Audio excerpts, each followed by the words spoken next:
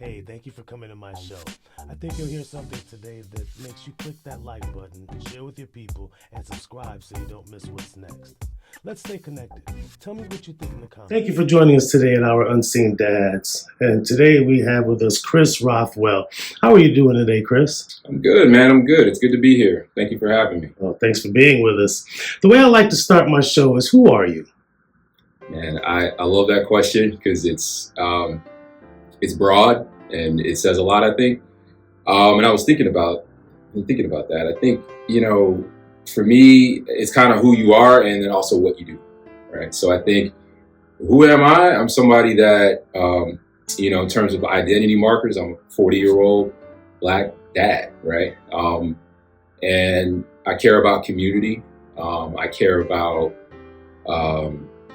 really trying to have as much of an impact in my own little corner of the world as I can, but also enjoying my life as much as I can within this little limited amount of time I have here on this earth. I'm somebody that really cares about my family, really cares about community, really cares about trying to be collaborative and being mindful of others. I'm a kid of the 90s, grew up in that era. So culturally, it's things that from music and sports and culture, things that I, really identify with. So those are all, things that when I think about, just kind of how I operate, I love to share a laugh with people. I love to collaborate with people, So, but then, in terms of like the roles I play, what do I do?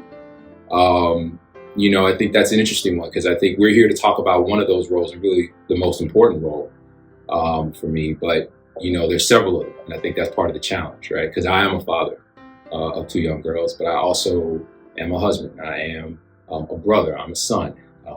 I'm a manager. I'm an employee, right? I'm a board member of our local community foundation, right? And so many other roles. So trying to be really good at all of these different things, I think, is part of the challenge. Not only just trying to be the best at being a father, but then balancing that with all the other things. So, but yeah, for me, that's really, I think that's kind of how I would describe myself. You said something interesting. You're also a board member.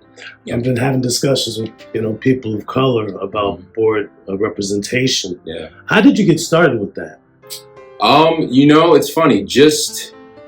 I find the best things are genuine interactions, just in general. And then through that, I've had the good fortune of having opportunities because I think if you're genuine and you run into genuine people who also share that vibe, then I think things can happen. And the funny thing is it can happen instantly, but it can also happen, you don't even know when, right? And so long story short, the president of my organization got to know him a bit, and he was involved with the local community foundation here. Shout out to ECF. And we do tremendous work. And he when he retired, we had bonded over the fact that we had a mutual love of Evanston. And what I appreciated was that he also didn't shy away from some, trickier challenges in town. When I first got to kind of know him, because before that I'm like, he's the president, I can't, lay low. But bottom line is, I got to know him, and he was, and he's not a Black person, he's not from the Black community, but he was like, hey, by the way, he started talking about Evanston, so we got some problems in the Fifth Ward in particular, and that really struck me. I said, oh man, like I didn't realize he was plugged in that way, and so then we kind of bonded over that, and then when he retired, he said, hey, what work are you doing with these guys? Have you done any work with these guys? I said, no, I haven't. I know some stuff with some folks. I said, okay, I want to, we need to get you involved, because of who you are. And so that spoke to the genuineness of the interaction. I wasn't angling for anything. I wasn't trying to, I genuinely we just bonded over Evanston. And then a year or two later, here we are. And then I started with our grant making and working on that because it aligns with my day job. And then things kind of moved on from there. And and so I've been with the organization for 3-4 years now in some capacity. And it's tremendous. And I think the power of community and the power of people coming together, especially in this town, I think is really, really special. So that's kind of in a nutshell how I got involved. I started volunteering, and then it turned into my current board seat. It's interesting. You were just doing service, and then the opportunity presented itself as you were doing service for the community. Yeah. My day job is community investment work, so I think that's the other piece. He's like, oh, you're doing affordable housing, you're doing economic development work, you're locked in on this stuff. Like, yeah, we need you. So, yeah, it's great. Who was your dad? Man, so my dad, you know, he was somebody that, first of all, was really smart, really polished, you know, someone that took education very seriously. He had a master's degree, and he's from Philly, and he didn't grow up in the greatest spot in Philly, right? So I think, you know, he kind of, I think, saw himself as like the person that, you know, kind of elevated, you know, his situation from where he was. And so with that came a lot of discipline, a lot of hard work. And I think, you know, so he's an educated man, he's a smart man. He's very tough, very disciplinary oriented. You know, he's a former federal law enforcement officer. So I think having that, you know, that kind of, you know, rigid set of values, I think is, and discipline, I think was really, really big for him. And I think, you know, I saw how he performed as a provider in that space as well. And, you know, especially as I do the work that I do now, I'm super thankful for a lot of things, but certainly for that too, because like from the provider aspect, I never had to worry about a roof over my head. I never had to worry about food on the table, right? I never had to worry about these things. We certainly weren't well off, to be very clear, but we were fine, you know. And I think that was a big thing that I learned from that kind of was who he was or who he is. Yeah. What have you learned from it? It's interesting. I think I would say I learned a lot. I learned a lot about what to do, but to be completely honest, if I'm going to be sitting here and having an open conversation, I think I owe it to you and to folks watching or listening to be honest and say, yeah, I also learned some things not to do. And I think that's okay. I think that's okay to say that because it's real, it's honest. On the what to do side, I think really being focused on, you know, again, setting a good example. Like you're going to be someone that we have high standards for. You know, that was an understood thing. You know, we're going to have high standards for you. You have to meet these standards, these expectations, and if you don't, there's going to be a problem, right? And I think that forces you to make sure you're elevating your game every day. It forces you to not accept okay, you know, and I think that's carried through. And then, you know, being a, you know, again, thinking about education, taking that very seriously, doing what you said you were going to do, you know, certain, you know, kind of old school values, I think are things that I really appreciated. And then, yeah, like being a provider, again, being in that role and serving in that role is important. So I think I learned a lot of sort of those classic values, discipline, hard work, you know, what that means. At the same time, you know, a little bit on the not to do, I think I realized that there were some things that, as I've, you know, thought about my own parenting journey and my own life, I've thought about, oh, okay, he had some challenges of his own. And I don't think he adequately worked on them himself. And so I think it's important when we're thinking about fatherhood in particular, but we'll throw in being a husband as well, being a part of a family unit as well. Thinking about what it means to take care of yourself. And it's like that old classic kind of, you know, the cliche when they're doing a safety presentation on a flight, right? It's like, oh, you know, if it gets crazy, right? The mask's gonna drop down. You gotta take care of yourself first and then help others, right? Because if I'm no good, what can I do for others, right? So I think that's probably the biggest takeaway, like from a broad perspective, is, okay, I gotta make sure that I'm doing what I need to be doing for myself and investing in myself, in my own health, in my own worth, in my own, you know, position in my own life. And then that'll allow me to help others. So I don't think he did it, all fairness to him. And I don't think he had great examples of that either, right? So I want to be fair to him. But yeah, I think that's probably the biggest difference or biggest thing that I learned on the not to do side is make sure I'm taking care of myself better. Yeah, it's interesting you say that.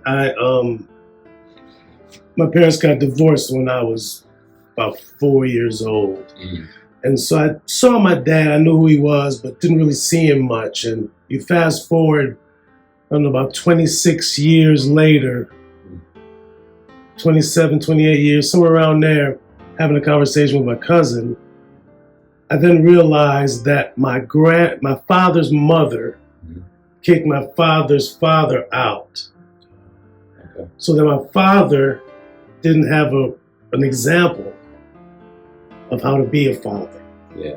And then it reflected on him, the way he treated me and so on and so forth. And once I heard that, I was like, oh, that makes perfect sense now. It's not about me. Yeah. Because as kids, you always think, what did I do? What is it about me? Sure. That I'm not getting attention from my father or mother, whichever case it may be. Yeah. But in this case, it was my dad, and he didn't have an example. Made it so much easier for me to be, I don't want to say free, but it made it easier to be a dad because now I can pick from examples of people that I knew. Yeah. Right. So. Yeah. That's important. I appreciate you sharing that because that aligns a lot with my experience, right? Because I know part of the reason that my dad had some of the issues and challenges that he had, which then unfortunately made it to me, was because he had issues with his dad, right? So the same thing, and then you internalize it until I'm glad you had that experience, where it's unfortunate, that 26-year gap, but better late than never, right? So and it prepares me to be a better dad. It prepared me to be a better dad. For sure. What messages did he teach you that you were teaching your daughters? I think a lot of those old school values. Because I think it's important for us, if we want to understand anything in life, much less the topic of fatherhood and Black fatherhood, I think the challenge is trying to see the whole pie chart. If you really want to understand something, you got to try to understand all of it. And that's tough. But if you're only seeing a certain slice or set of the slices, then you're not going to know like what you need to know. And so I think, and then within that, trying to parse out like, all right, what works for me and what doesn't.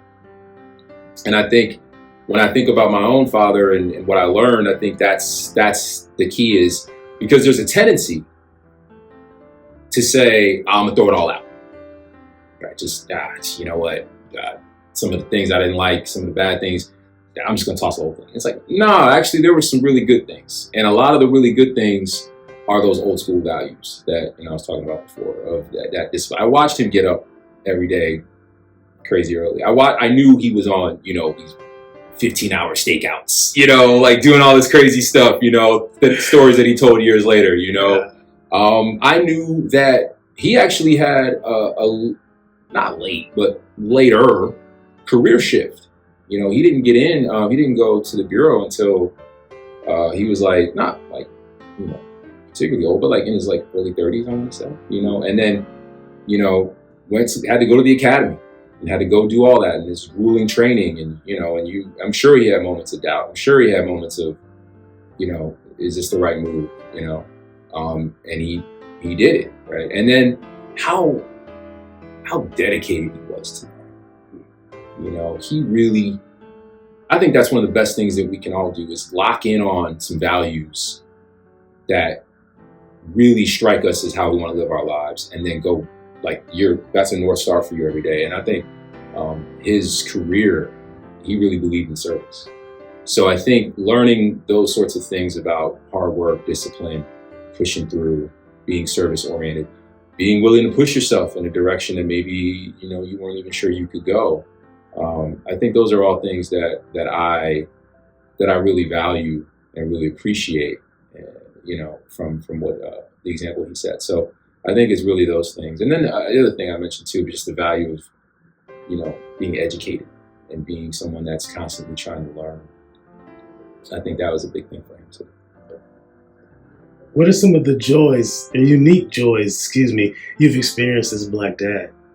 Man, just today, I'll give you an example. My younger daughter, she's 4. She's going to turn 5 literally on Monday. And today is her last day of preschool, like she had preschool. It kind of ended, I guess, technically in May or June, but then she had the summer session. It's at the same spot, so basically the same thing. And she's going right into kindergarten in a couple weeks, right? And so just it's kind of bittersweet because you're just doing your thing every day, dropping her off, picking her up, dropping her off, picking her up. And then one day you're like, oh, this is the last time I'm going to do this, right? Like, wow, right? And so, but I'm so thankful, because she's ready. It's time. Like, as much as I'm sort of like, it's jarring to see that, she's already about to go into kindergarten. It's also just really special because, she's grown so much over this time, and she's ready. She's ready. It can't be. You can't stay here.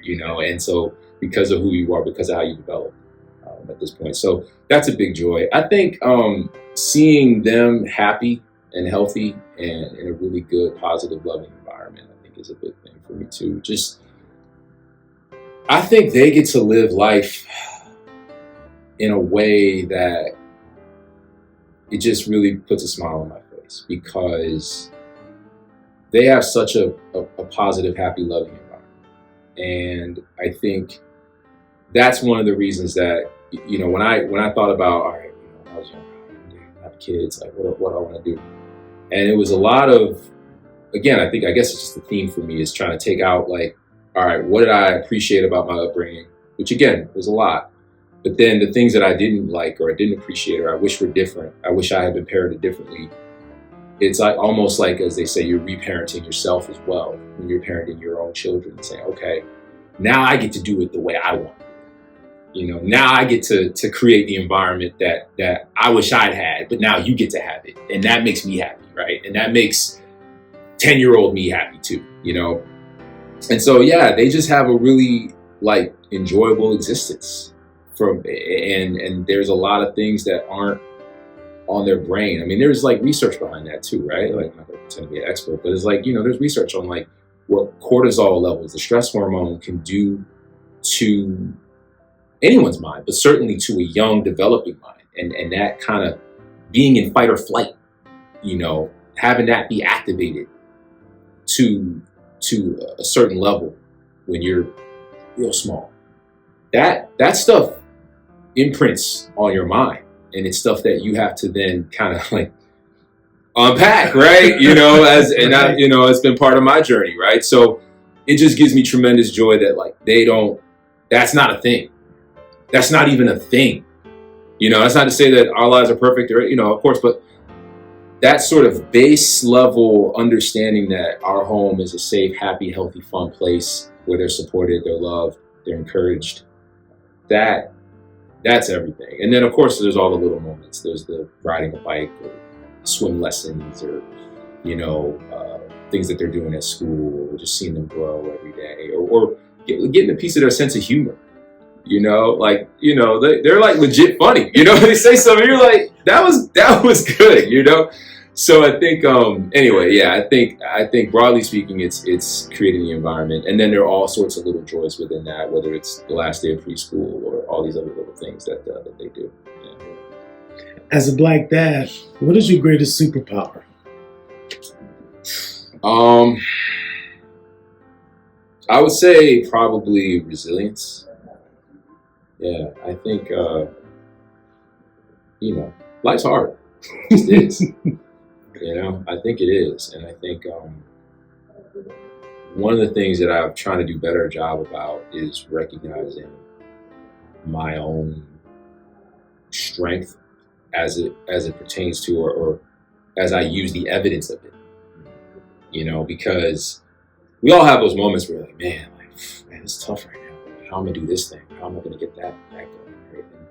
Or how am I going to solve this problem? And then I don't do enough of, but I guess I'm trying to do a little bit better of and thinking about it with this question of like, man, I'm resilient though.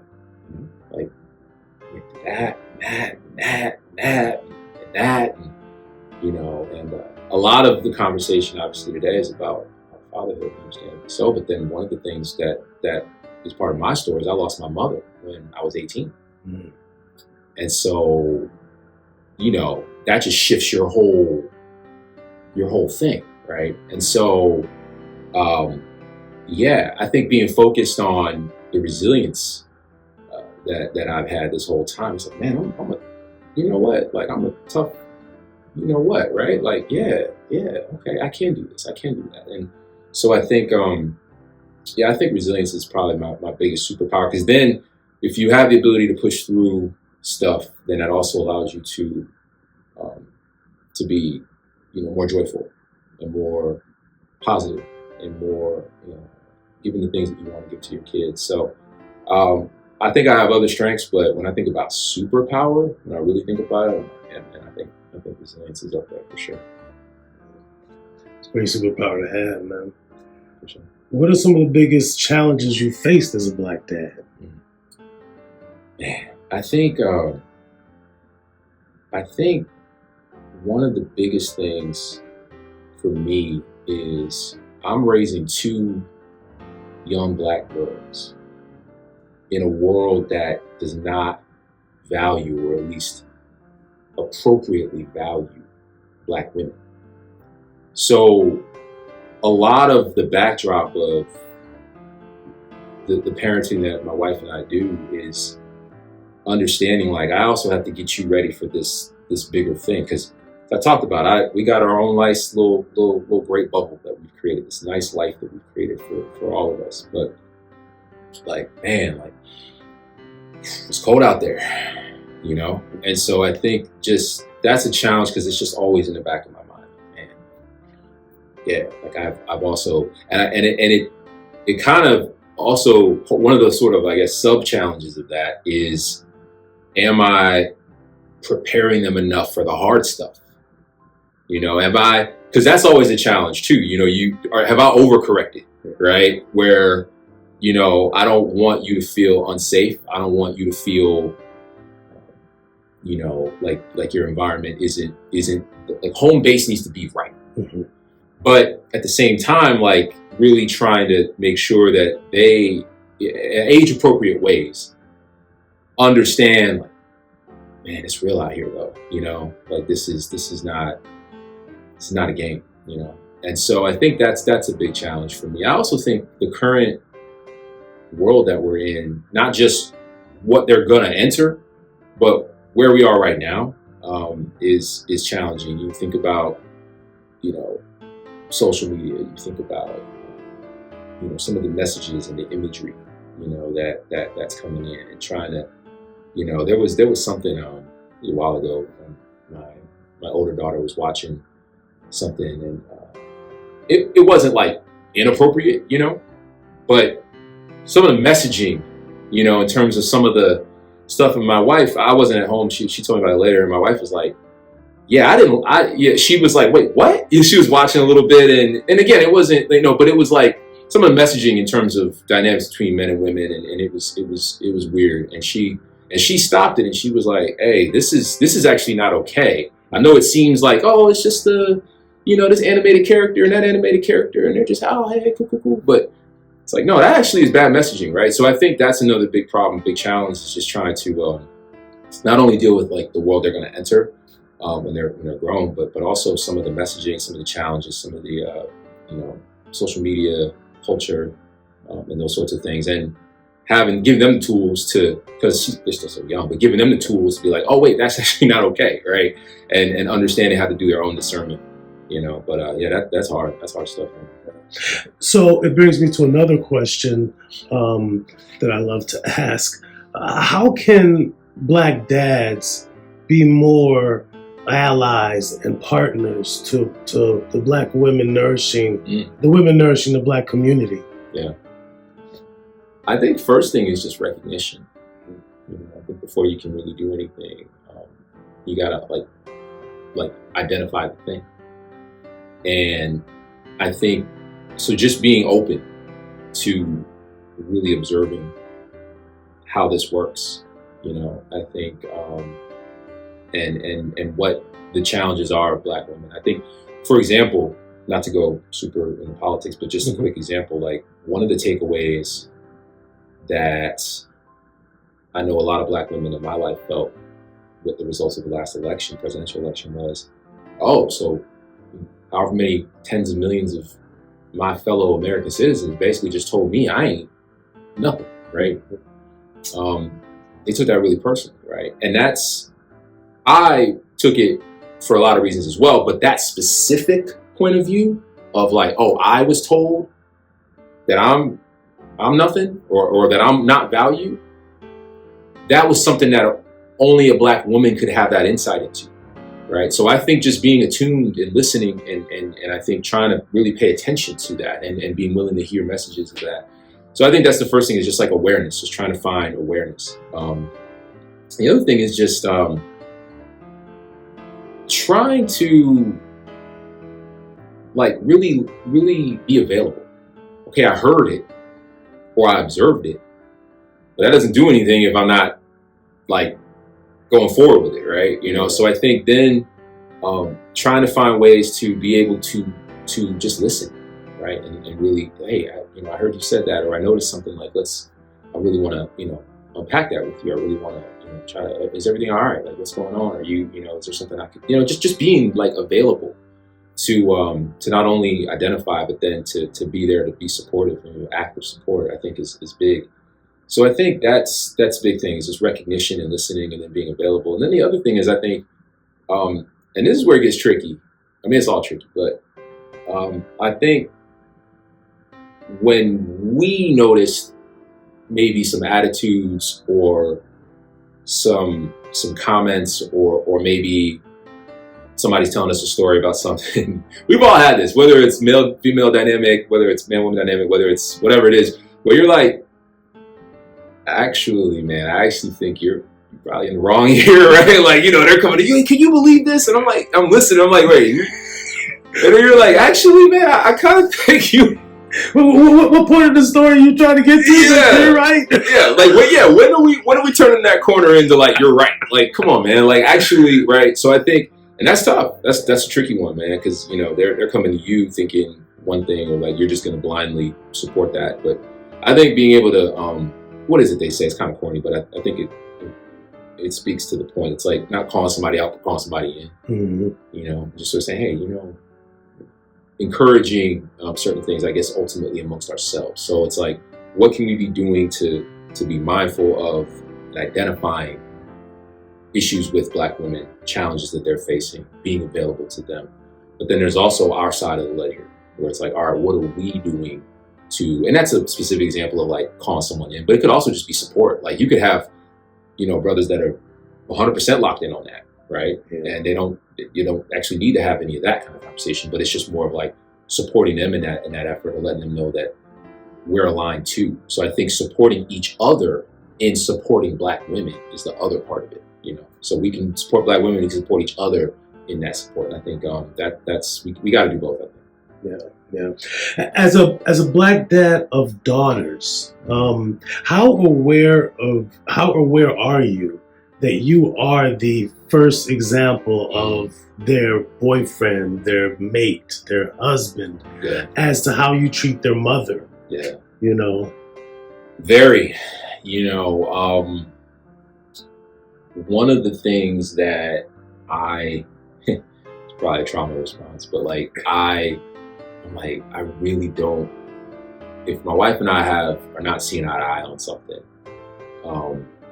I really hate when and try my best, and we're pretty good about this, of being like, hey, we're just gonna be quiet right now. We're gonna talk about that, not in front of them. Yeah. Right? I don't want to really get into that here. Right? Yeah. I don't want to set an example of like this, but and trying to be really good about that. I think I'm very mindful of it, and that's one of the ways that it manifests is really, I don't want to be a bad example in that way. Mm-hmm. I think at the end of the day, I think a lot of it is, we haven't gotten into any specific combos yet, right? Just because of their age, although it's coming soon, probably for my 9-year-old. You start just before you know it, she's going to be middle school, high school, and then, so. Yeah. But at this point, it's more example. She sees her dad treating her mother very well. She sees her dad working hard. you know, coming home occasionally, thankfully not too much, but like literally last night, coming home late from a work related thing. And, you know, they kind of see, so I think just sort of seeing like, oh, okay, I need professional in whatever he does, stand up guy. They know I volunteer, right? They know I'm about community. So I think it's really an example thing, at least at this phase, of sort of showing up and saying, okay, I think that they're formulating an idea, hopefully, of what that's supposed to look like, right? From someone that's engaged, someone that is healthy, or at least trying to be healthy and emotionally, someone who plays those roles as provider, as protector, as being a stand-up guy, right?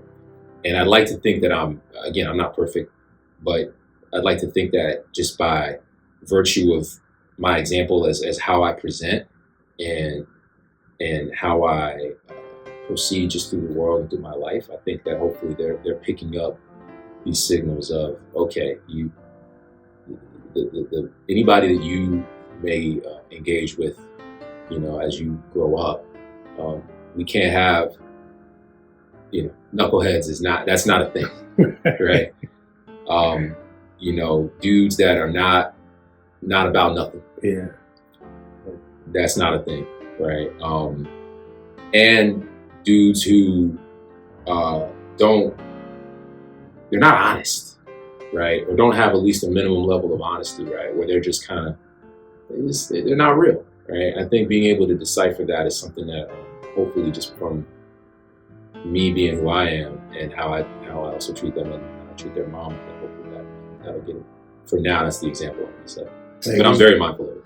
Goes back to that thing you said of being genuine. Mm-hmm. You know, earlier on in the conversation. Mm-hmm. It's funny, my wife and I had a conversation just a couple days ago where because our youngest is 8 or 9. No, I'm wrong. He's 11. Mm-hmm. And it feels like yesterday when I was home with him. It's crazy, man. And so we having a real spirited conversation, and afterward, and it was kind of in front of him, and afterward we're like, ooh, well, we want him to know that couples have disagreements, but that they can also work those disagreements out and work through those disagreements, right? And so it's a little different than what you said, but sort of the same, because I had a tendency to, when things got hot, I retreat inside and, you know, wait until a different time to talk about it. But I've learned to work through it.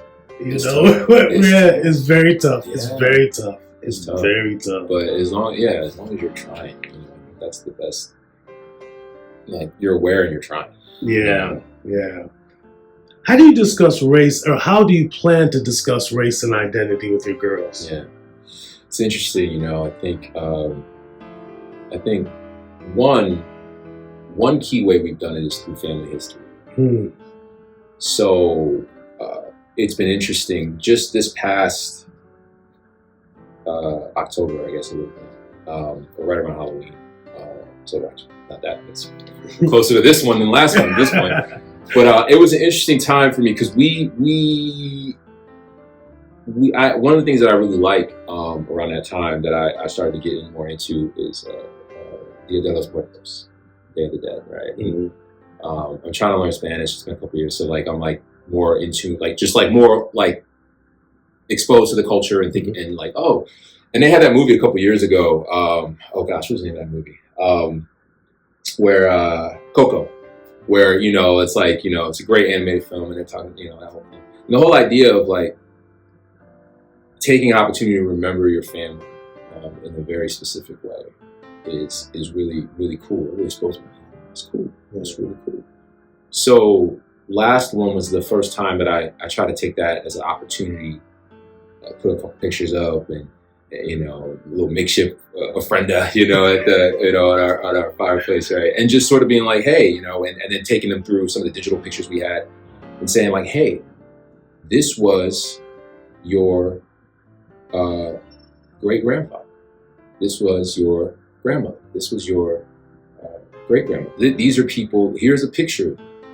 Here is what they look like. Here is what they did.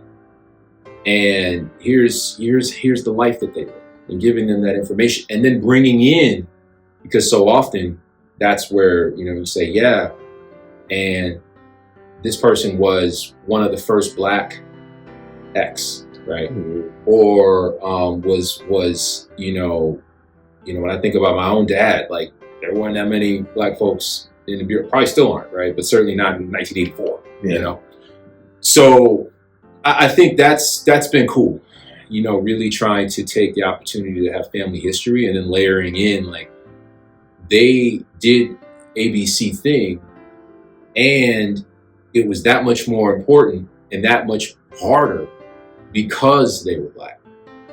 So I think that's been cool, and using that as an opportunity to really both, it's connecting with family history. They are a part of them. And that fascinates me when you just think about how that really works, They're still alive in a certain way,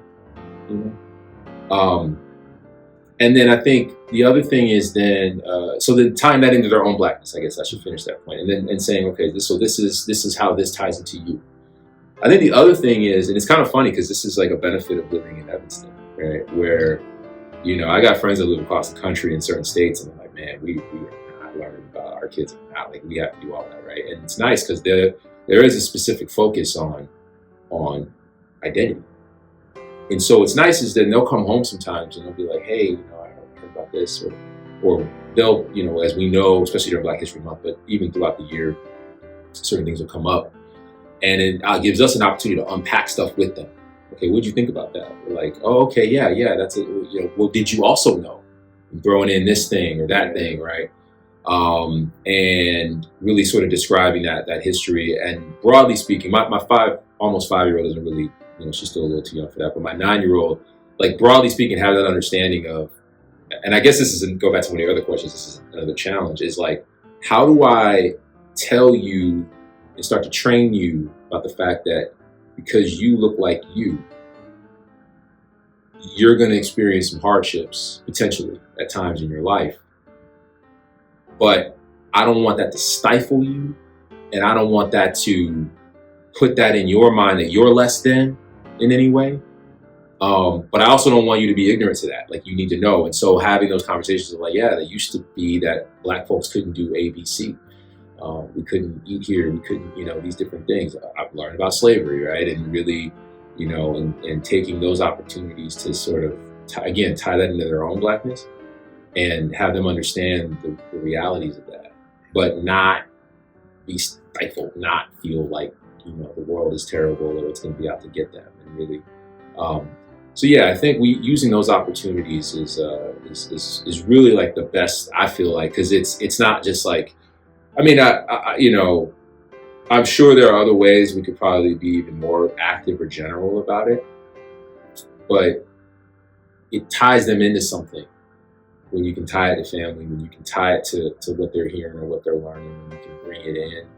And then the other thing is just culture, right? Because there's that, but then there's culture, right? And so when we talk about certain TV shows, right? And even like, it's funny, like we went back, my wife and I, we started, because we're born in the 80s, but our 90s were our formative years. So like we're going back and we're watching, Family Matters, stuff like that, right? And it's cheesy, but like just Black representation, right? Yeah. What do we watch? Oh, Papa's House right now. But they love it, right? So I think just representations of Black culture, I think too, Black music, I think also, is a big thing too. So on like a less heavy side of it, it's also just, the cultural elements I think are important too. We try to expose them to that too. Yeah. It's interesting. Evanston has a pretty decent history, and everyone is intertwined. So when we first met, excuse me, it's like I was saying to you, your father-in-law was my assistant coach for FAM. Yeah. And so it's like, and then to see him be the commissioner, and it's one of those things where everyone knows everybody or knows of everybody, and certainly that same history gets learned day in and day out through everyday life, right? Yeah. It's sort of beautiful to see. Yeah. What does liberation look like for Black dads?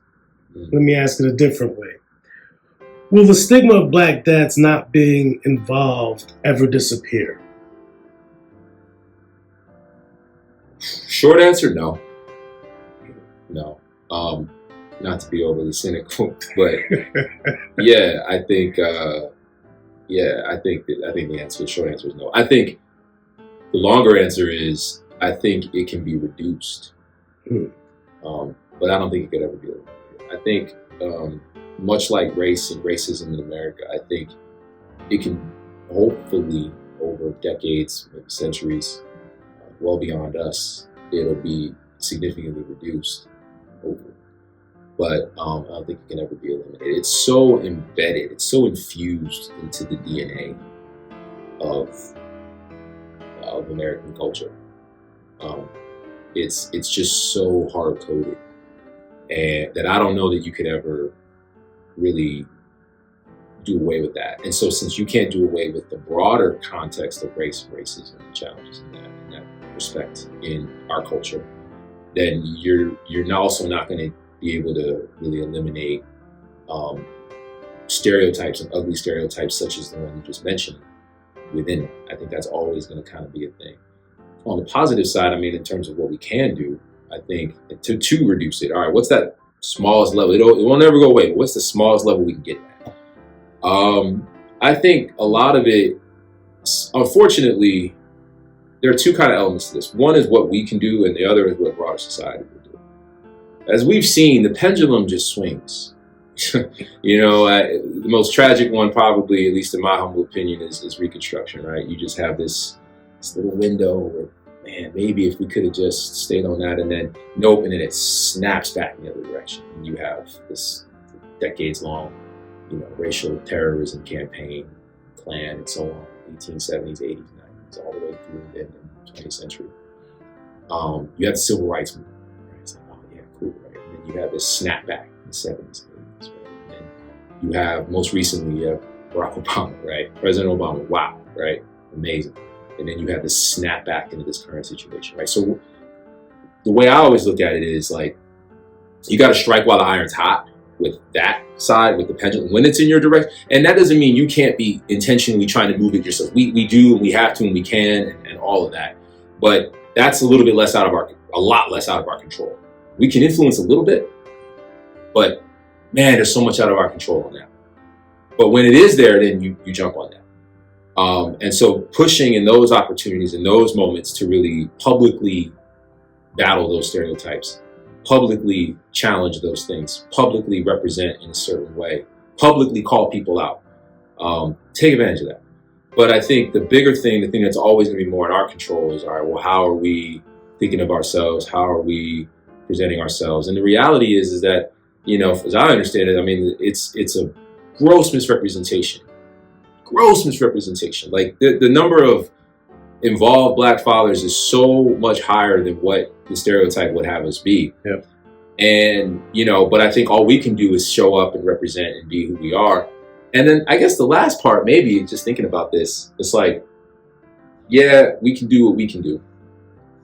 Yeah, we can try to push the pendulum and strike while it's hot when it is in our favor. But maybe, just maybe, forget them, right? Like, at a certain point, if because you're going to want to hold on to this regard. There's a certain segment of folks who have that stereotypical view who are going to hold on to that thing regardless of what you do and regardless of where the pendulum is. So, okay, like, fine. That's unfortunate. But there's going to be some piece that I think we're just going to have to live with and say, forget them, or another word that starts with the letter F. And just, forget them. Yeah. But I don't think it'll ever be eliminated. Brother Chris, that was a great session for me. Thank you. Ran through all 3 questions. Yeah. And You hit, that was beautiful, man. Thank you. Yeah, no, I appreciate it. It's one of the things that I wanted to do with this podcast is because we see black men and but a lot of people see black men and they run or they hide or they get afraid, and we're people too. We're fathers, we're brothers, and a lot of times people don't see us as fathers. And when I drop my son off to school, I see nothing but black dads. I rarely see the wife. Or sometimes you'll see the wife and the dad, right? But predominantly it's the dad you see. And so I feel like we are very unseen, but we're very important, and one of my guests said, it's not important that we're seen or that I'm seen. What's important is my wife is seen, my daughter's seen. Because once they're seen, then the question becomes, well, who's standing behind them? Yeah. Who's their husband? Who's their dad? And so I think there's something to that. Yeah. I think there's something to that. It kind of goes back, it's like it's the control, not control dichotomy, right? It's the serenity prayer, right? It's this idea that what can I control versus what I can't. And yeah, to your point, I think there's value in it. And that's why I very much appreciate what you're doing, because I think it is important. I think it is valuable because you are going to change some folks. There are folks out there that are gettable. Yeah. And that ultimately will make things better, continue to make things better. So I think it makes a lot of sense to do that. And I really appreciate you doing it. But yeah, it kind of goes back to the last point where it's like, there's a line at which also, well, I guess the most important thing, I think your other guest or friend was right, or had a lot of right in what they were saying about the priority is making sure that people who need to see us most see us. So I agree with that. And then to the extent that we can try to change how we're seen by others, we can do that. And let's do that. And vehicles like this can help us do that. They will help us do that. But try to find that line of acceptance where it's like, all right, well, at a certain point, I can't control for that. And that's actually your problem, right? It's not actually mine, actually. That's your problem. So I feel you, man. And I appreciate you asking me to come in. Really appreciate it and enjoy the conversation. And I appreciate what you're doing because I think it's super important. Thanks for watching. I hope you enjoyed the show. Please like, share, and subscribe. Until next time, let's stay connected.